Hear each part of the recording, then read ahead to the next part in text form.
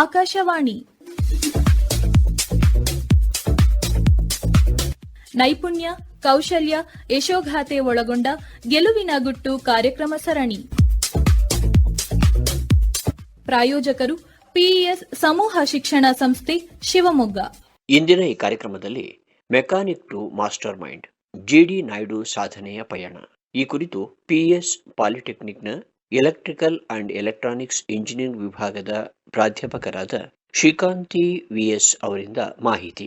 ನಮಸ್ಕಾರ ಕೇಳುಗರೆ, ನನ್ನ ಹೆಸರು ಶ್ರೀಕಾಂತಿ ವಿಎಸ್. ನಾನು ಪಿಇಎಸ್ ಸಮೂಹ ಸಂಸ್ಥೆಗಳಲ್ಲಿ ಒಂದಾದ ಪಿಇಎಸ್ ಪಾಲಿಟೆಕ್ನಿಕ್ನಲ್ಲಿ ಉಪನ್ಯಾಸಕಿಯಾಗಿ ಕಾರ್ಯನಿರ್ವಹಿಸ್ತಾ ಇದ್ದೇನೆ. ಇವತ್ತಿನ ಕಾರ್ಯಕ್ರಮದಲ್ಲಿ ನಾನು ಮೆಕ್ಯಾನಿಕ್ನಿಂದ ಮಾಸ್ಟರ್ ಮೈಂಡ್ ಆಗಿ ಬೆಳೆದ ಒಬ್ಬ ಸರಳ ವ್ಯಕ್ತಿಯ ಪರಿಚಯ ಹಾಗೂ ಯಶೋಗಾಥೆಯನ್ನ ಹೇಳಬಯಸ್ತಾ ಇದ್ದೇನೆ.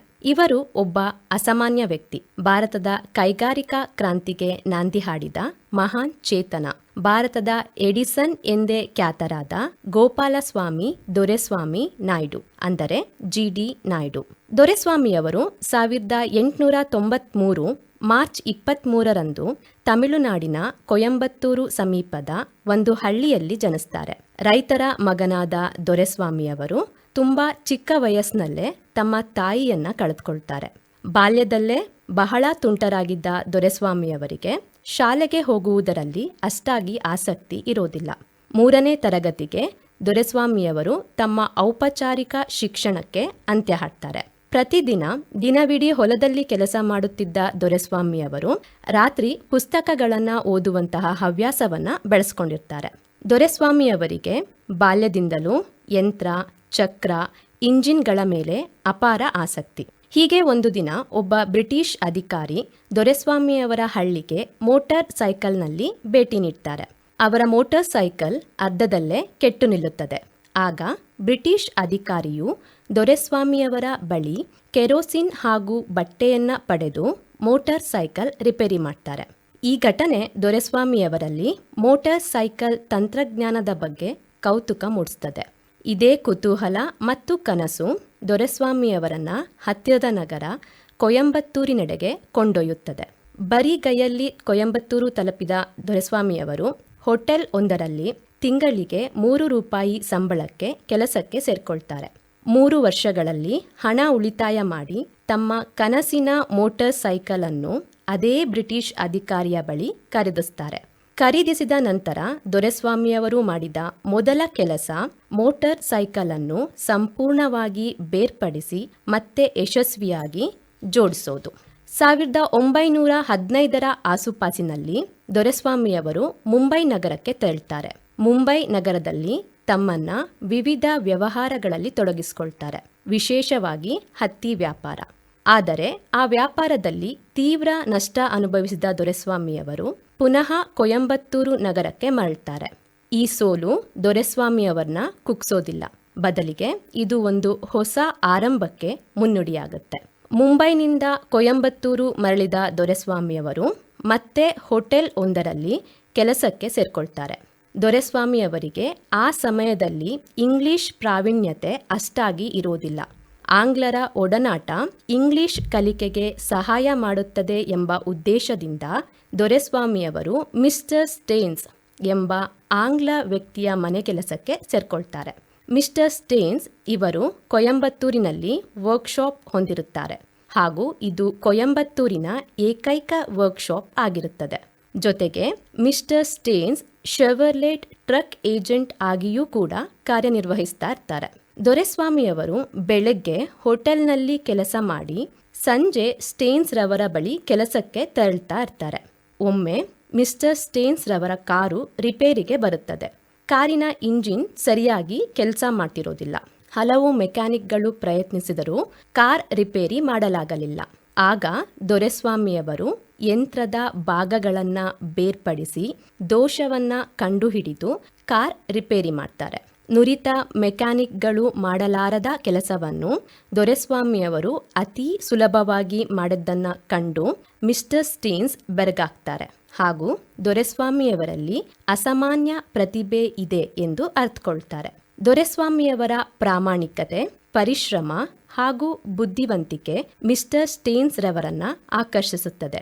ಹೀಗೆ ಒಂದು ದಿನ ಮಿಸ್ಟರ್ ಸ್ಟೇನ್ಸ್ ರವರು ದೊರೆಸ್ವಾಮಿಯವರ ಬಳಿ ಇಷ್ಟು ಶ್ರಮಪಟ್ಟು ದುಡಿದು ಹಣ ಕೂಡಿಡುತ್ತಿರುವ ಉದ್ದೇಶವನ್ನ ಪ್ರಶ್ನಿಸುತ್ತಾರೆ.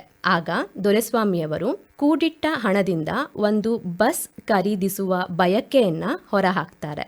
ಇದನ್ನ ಕೇಳಿದ ಮಿಸ್ಟರ್ ಸ್ಟೇನ್ಸ್ ಹಣ ಕೂಡಿಟ್ಟು ಬಸ್ ಖರೀದಿಸಲು ತುಂಬಾ ಸಮಯ ಬೇಕಾಗುತ್ತದೆ ಎಂದು ದೊರೆಸ್ವಾಮಿಯವರಿಗೆ ಒಂದು ಬಸ್ ಅನ್ನ ನೀಡ್ತಾರೆ ಹಾಗೂ ಬಸ್ನ ಹಣವನ್ನು ನಂತರದ ದಿನಗಳಲ್ಲಿ ಹಿಂದಿರುಗಿಸುವಂತೆ ಹೇಳ್ತಾರೆ. ಇದು ಯೂನಿವರ್ಸಲ್ ಮೋಟಾರ್ ಸರ್ವಿಸ್ ಎಂಬ ಸಾರಿಗೆ ಸಂಸ್ಥೆಯ ಸಂಸ್ಥಾಪನೆಗೆ ನಾಂದಿ ಹಾಡುತ್ತೆ.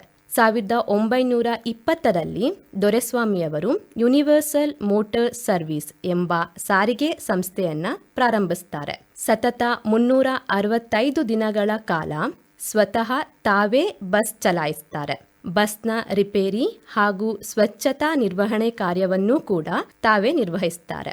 ದೊರೆಸ್ವಾಮಿಯವರಿಗೆ ಯಂತ್ರಗಳ ಮೇಲೆ ಪ್ರಾವೀಣ್ಯತೆ ಎಷ್ಟಿತ್ತೆಂದರೆ ಯಾವುದೇ ತಾಂತ್ರಿಕ ಸಮಸ್ಯೆಯನ್ನ ಇಂಜಿನ್ ಶಬ್ದದಿಂದಲೇ ಗುರುತಿಸ್ತಾ ಇರ್ತಾರೆ.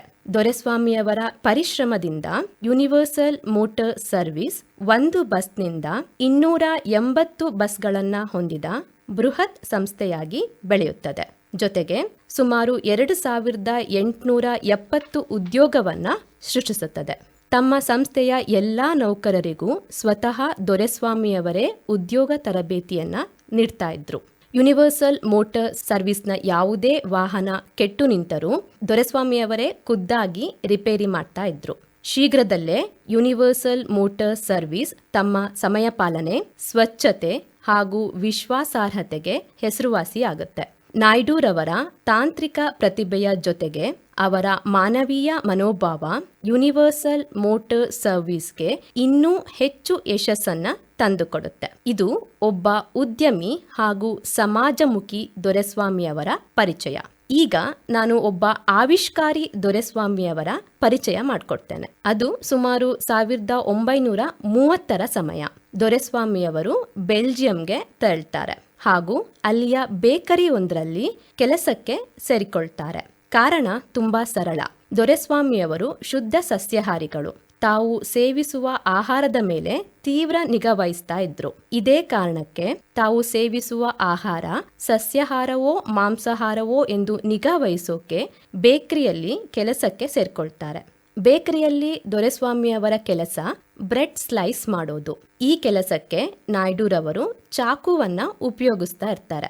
ಅದು ವಿಶ್ವ ಯುದ್ಧದ ಸಂದರ್ಭವಾದ್ದರಿಂದ ಸ್ಟೀಲ್ ಕೊರತೆ ಉಂಟಾಗಿರುತ್ತದೆ. ಹೀಗಾಗಿ ದೊರೆಸ್ವಾಮಿಯವರು ತುಂಬಾ ದಿನಗಳಿಂದ ಒಂದೇ ಚಾಕುವನ್ನ ಉಪಯೋಗಿಸ್ತಾ ಇರ್ತಾರೆ. ಚಾಕು ತನ್ನ ಹರಿತವನ್ನ ಕಳೆದುಕೊಂಡಿರುತ್ತೆ. ಹಾಗಾಗಿ ಬ್ರೆಡ್ ಕತ್ತರಿಸಲು ಹೆಚ್ಚಿನ ಶ್ರಮ ಬೇಕಾಗ್ತಾ ಇರುತ್ತೆ. ಆ ಸಮಯದಲ್ಲಿ ದೊರೆಸ್ವಾಮಿಯವರಿಗೆ ಒಂದು ಆಲೋಚನೆ ಹೊಳೆಯುತ್ತದೆ.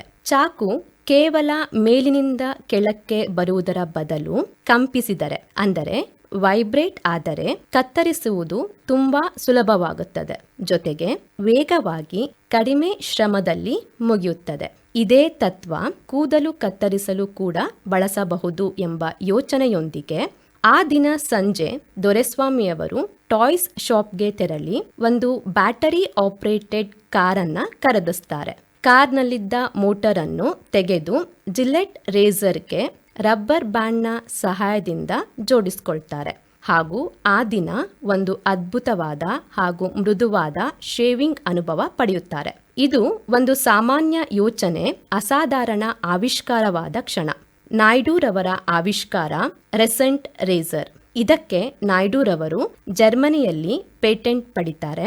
ಜರ್ಮನಿಯಿಂದ ಮೋಟರ್, ಸ್ವಿಟ್ಜರ್ಲ್ಯಾಂಡ್ನಿಂದ ಕೇಸಿಂಗ್ ಹಾಗೂ ಸ್ವೀಡನ್ನಿಂದ ಉಕ್ಕನ್ನ ಆಮದು ಮಾಡಿಕೊಂಡು ದೊಡ್ಡ ಮಟ್ಟದಲ್ಲಿ ರೆಸೆಂಟ್ ರೇಸರ್ಗಳನ್ನ ತಯಾರಿಸ್ತಾರೆ.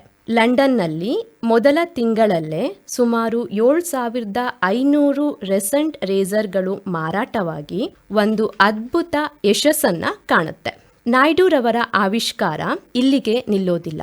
1937ರಲ್ಲಿ ದೊರೆಸ್ವಾಮಿಯವರು ಭಾರತಕ್ಕೆ ಮೊದಲ ಸ್ವದೇಶಿ ಎಲೆಕ್ಟ್ರಿಕ್ ಮೋಟರ್ ಅನ್ನ ಪರಿಚಯಿಸ್ತಾರೆ. 1941ರಲ್ಲಿ ಕೇವಲ 70 ರೂಗೆ 5 ವ್ಯಾಟ್ ರೇಡಿಯೋ ಸೆಟ್ ನಿರ್ಮಾಣ ಮಾಡ್ತಾರೆ. 1952ರಲ್ಲಿ ದೊರೆಸ್ವಾಮಿಯವರು ಕ್ರಾಂತಿಕಾರಿ 2000 ರು ವೆಚ್ಚದ ಪೆಟ್ರೋಲ್ ಇಂಜಿನ್ ಕಾರನ್ನ ಪರಿಚಯಿಸ್ತಾರೆ. ಆದರೆ ಕೆಲವೊಂದು ಪರವಾನಗಿ ಸಮಸ್ಯೆಯಿಂದ ಈ ಪ್ರಾಜೆಕ್ಟ್ ನಿಂತು ಹೋಗುತ್ತೆ. ಅತಿ ಸೂಕ್ಷ್ಮವಾದ ಶೇವಿಂಗ್ ಬ್ಲೇಡುಗಳು, ಫಿಲ್ಮ್ ಕ್ಯಾಮೆರಾಗಳಿಗೆ ಅಂತರ ಹೊಂದಾಣಿಕೆ ಮಾಡುವ ಸಾಧನ, ಹಣ್ಣಿನ ರಸ ತೆಗೆಯುವ ಯಂತ್ರ, ಟ್ಯಾಂಪರ್ ಪ್ರೂಫ್ ಮತದಾನ ಯಂತ್ರ ಹಾಗೂ ಕೆರೋಸಿನ್ನಿಂದ ಕಾರ್ಯನಿರ್ವಹಿಸುವ ಫ್ಯಾನ್ ಆವಿಷ್ಕಾರಗಳು ದೊರೆಸ್ವಾಮಿಯವರ ಹೆಸರಿನಲ್ಲಿದೆ. ಕೇವಲ 11 ಗಂಟೆಯ ಅವಧಿಯಲ್ಲಿ ಒಂದು ಸಂಪೂರ್ಣ ಮನೆಯನ್ನ ನಿರ್ಮಿಸಿದ ಸಾಧನೆಯೂ ಕೂಡ ಇವರದ್ದಾಗಿದೆ. ದೊರೆಸ್ವಾಮಿಯವರ ಆವಿಷ್ಕಾರಗಳು ಬರೀ ಯಂತ್ರಗಳಿಗೆ ಮಾತ್ರ ಸೀಮಿತವಾಗಿರಲಿಲ್ಲ. ದೊರೆಸ್ವಾಮಿಯವರು ಒಬ್ಬ ಅತ್ಯುನ್ನತ ಕೃಷಿ ವಿಜ್ಞಾನಿಯೂ ಕೂಡ ಆಗಿದ್ದರು.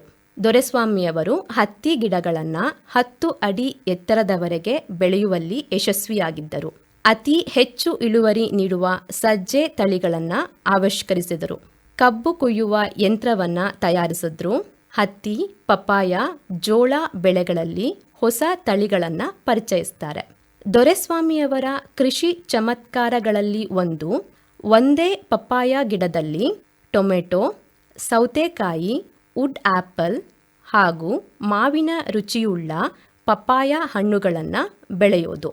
ಇದನ್ನ ಕೇಳಿದ ನೊಬೆಲ್ ಪ್ರಶಸ್ತಿ ವಿಜೇತರಾದ ಸರ್ CV ರಾಮನ್ ರವರು ನಾಯ್ಡುರವರ ತೋಟಕ್ಕೆ ಸ್ವತಃ ಭೇಟಿ ನೀಡಿ ದೊರೆಸ್ವಾಮಿಯವರ ಕೃಷಿ ಕ್ಷೇತ್ರದ ಹೊಸ ಆವಿಷ್ಕಾರಗಳನ್ನು ಕಂಡು ಆಶ್ಚರ್ಯಚಕಿತರಾಗಿ ನಾಯ್ಡುರವರನ್ನ ಮ್ಯಾನ್ ಆಫ್ ದಿ ಮಿಲಿಯನ್ ಎಂದು ಕರೀತಾರೆ. ಇದು GD ನಾಯ್ಡುರವರ ವೈಜ್ಞಾನಿಕ ಚಿಂತನೆ ಹಾಗೂ ಸೃಜನಶೀಲತೆಯನ್ನು ಅನಾವರಣಗೊಳಿಸುತ್ತೆ. ದೊರೆಸ್ವಾಮಿಯವರ ಯಶೋಗಾಥೆ ಇಲ್ಲಿಗೆ ನಿಲ್ಲೋದಿಲ್ಲ. ಅವರ ಕೊಡುಗೆಗಳು ಶಿಕ್ಷಣ ಕ್ಷೇತ್ರಕ್ಕೂ ಅಪಾರ. 1941ರಲ್ಲಿ ದೊರೆಸ್ವಾಮಿಯವರು ಒಂದು ಆಟೋಮೊಬೈಲ್ ಕೋರ್ಸ್ ಟ್ರೈನಿಂಗ್ ಸೆಂಟರ್ ಅನ್ನು ಆರಂಭಿಸ್ತಾರೆ. ಇದರ ಮುಖ್ಯ ಉದ್ದೇಶ ಅಲ್ಪಾವಧಿಯಲ್ಲಿ ನುರಿತ ಆಟೋಮೊಬೈಲ್ ಮೆಕ್ಯಾನಿಕ್ಸ್ರನ್ನ ರೂಪುಗೊಳಿಸೋದು. 10ನೇ ತರಗತಿ ಅನುತ್ತೀರ್ಣರಾದ ವಿದ್ಯಾರ್ಥಿಗಳಿಗೂ ಕೂಡ ಇಲ್ಲಿ ತರಬೇತಿ ನೀಡಲಾಗುತ್ತಿತ್ತು. ಈ ಕೋರ್ಸ್ಗೆ ಸ್ವತಃ ದೊರೆಸ್ವಾಮಿಯವರೇ ಪಠ್ಯಕ್ರಮ ರೂಪಿಸಿದ್ದರು. ಪಠ್ಯಕ್ರಮದಲ್ಲಿ ಸುಮಾರು 70ರಿಂದ 80% ಪ್ರಾಯೋಗಿಕ ಜ್ಞಾನವನ್ನು ಒಳಗೊಳಿಸಲಾಗಿತ್ತು.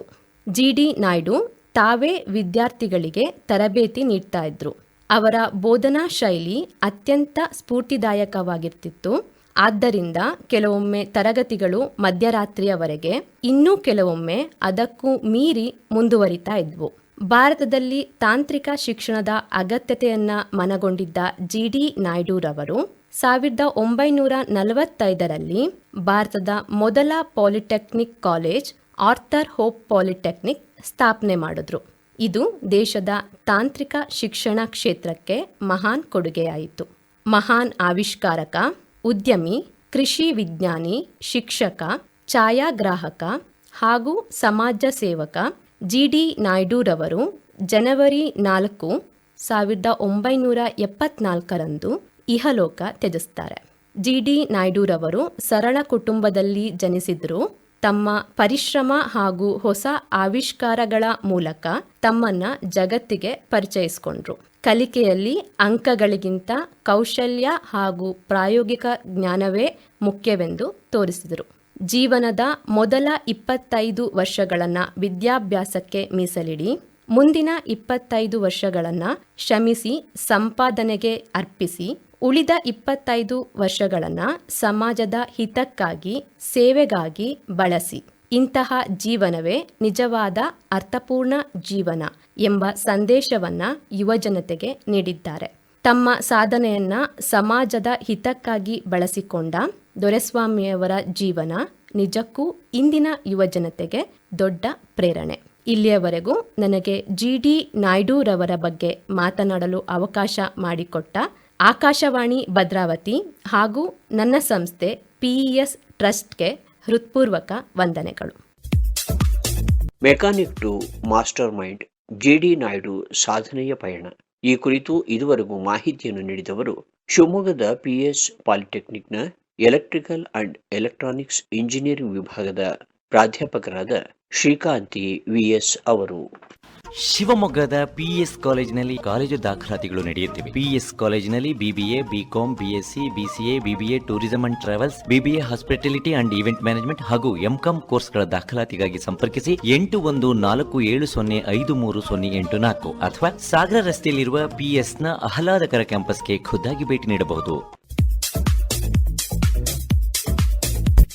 ಇದುವರೆಗೆ ನೈಪುಣ್ಯ, ಕೌಶಲ್ಯ, ಯಶೋಗಾಥೆ ಒಳಗೊಂಡ ಗೆಲುವಿನ ಗುಟ್ಟು ಕಾರ್ಯಕ್ರಮ ಸರಣಿ ಪ್ರಸಾರವಾಯಿತು. ನಿರ್ವಹಣೆ ಎಸ್ಆರ್ ಭಟ್, ಸಹಕಾರ ಸವಿತಾ, ಪ್ರಾಯೋಜಕರು ಪಿಇಎಸ್ ಸಮೂಹ ಶಿಕ್ಷಣ ಸಂಸ್ಥೆ ಶಿವಮೊಗ್ಗ. ಕಾರ್ಯಕ್ರಮ ಆಕಾಶವಾಣಿ ಭದ್ರಾವತಿ ಕೇಂದ್ರದಿಂದ ಮೂಡಿಬಂತು.